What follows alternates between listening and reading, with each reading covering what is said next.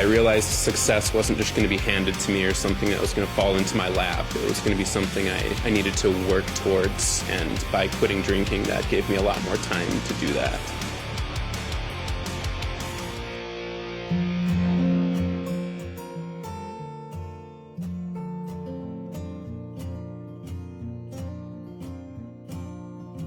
So when I was in middle school, I remember rummaging through our old storage room in my old house and finding my dad's old Gibson acoustic guitar, and just picked it up and started plucking notes, and I tuned it so that it played a beautiful chord even without having to put my fingers on it, and I just loved the way that sounded and wanted to learn how to control that instrument. Starting that day, I spent hours and hours out there playing guitar, playing drums with my friends, and learning what sounded good, learning cool stage moves, what looked cool.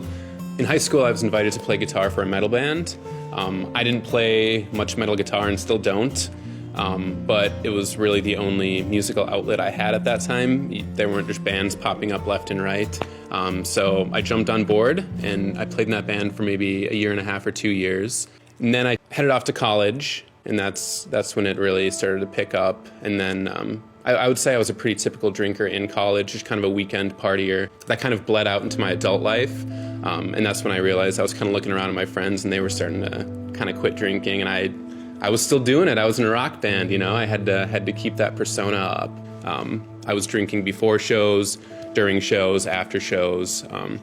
You didn't have to twist my arm to invite me out to a party or go drinking. That was just a huge part of my life at the time. So I took every opportunity that I could to party and hang out the way I wanted to hang out.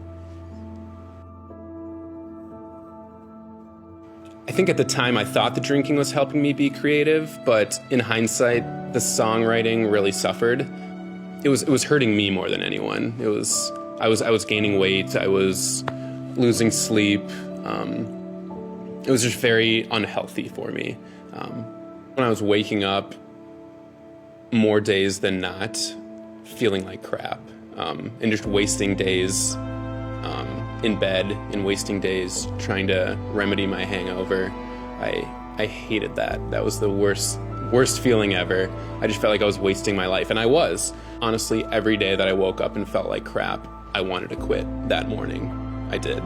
But then every day at 6 p.m., I felt a little bit better, and back to the drink.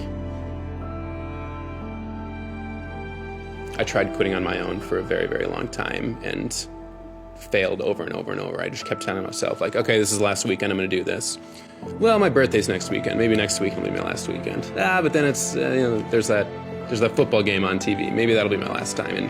And it just comes to a time when you realize you can't do it on your own. Or I came to the realization that I can't do this on my own. So I reached out to my family. So that was a really big moment in my life, and I remember it really well. I was sitting there with my phone, and I had my mom pulled up, and my thumb was just hovering over the call button for probably 10 minutes. Like, do I call her? Because at the time I was like, if I hit this button, that's the end of my drinking. And at the time I was so attached to it, that I was like, do I make this life change right now, or do I push it off another weekend? And I knew what that road was. It was going to be next weekend, then next weekend, then that.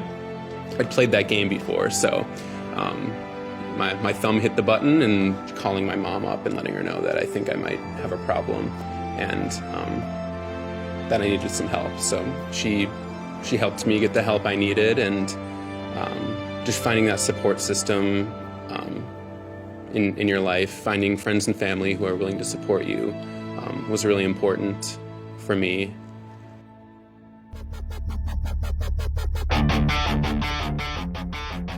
I realized success wasn't just going to be handed to me or something that was going to fall into my lap. It was going to be something I needed to work towards. And by quitting drinking, that gave me a lot more time to do that. I don't even drink anymore. Putting all of that energy I used to put into drinking and partying into music, which is super therapeutic. Hot Pink Hangover is my therapy, and it's the reason I stay sober.